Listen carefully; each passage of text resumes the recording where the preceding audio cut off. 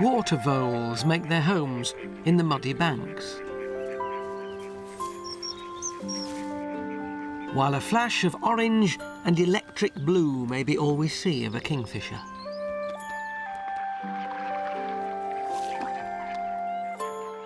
And damselflies perform their elaborate courtship displays over the still, calm water.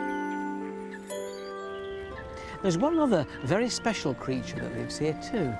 It's one of our commonest reptiles, but one we hardly ever see. And it reveals just how important our canals are for wildlife. The still water of the canal is ideal for a predator like the grass snake, which, despite its name, prefers wetland habitats. The thick, lush vegetation along the banks is the perfect place for amphibians, the grass snake's favourite prey.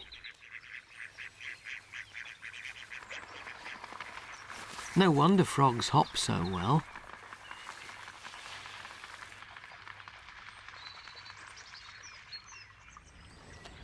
But it's the nature of the canal system as a whole that gives the grass snakes their most important lifeline.